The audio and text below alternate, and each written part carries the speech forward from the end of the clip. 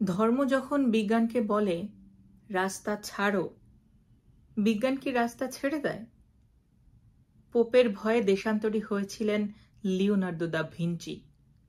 সারাদিন একটা অন্ধকার ঘরের মধ্যে পায়চারি করতেন গ্যালিলিও গ্যালিলেই। তাকে পাহারা দেবার জন্য বসে থাকতো একজন ধর্মের পেয়াদা, যার চোখের পাতা বাতাসেও নড়ত না। বিজ্ঞান কি তখন থেমেছিল?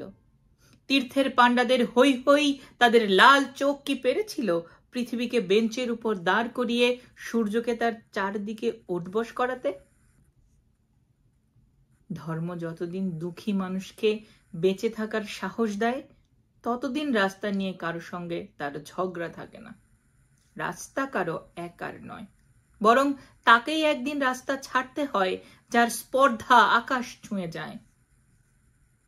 বিজ্ঞান যখন প্রেমের গান ভুলে ভাড়াটে জল্লাদের পোশাক গায়ে চাপায় আর রাজনীতির বাদশারা পয়সা দিয়ে তার ইজ্জত কিনে নেয়, আর তার গলা থেকেও ধর্মের সারেদের মতোই কর্কশ আদেশ শোনা যায়, রাস্তা ছাড়ো নইলে।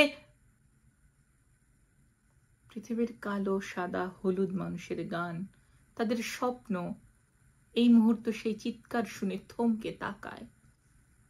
তারপর যার যেদিকে রাস্তা, সেদিকে মুখ করেই তারা সামনে, আরো সামনের দিকে এগিয়ে যায়। কেউ কারোকে রাস্তা ছেড়ে দেয় না যতদিন এই পৃথিবীতে গান থাকে, গানের মানুষ থাকে, স্বপ্ন থাকে।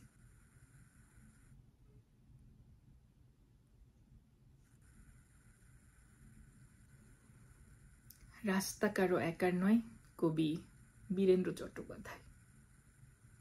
ধন্যবাদ। ভুল ত্রুটি ক্ষমা সুন্দর দৃষ্টিতে দেখবেন।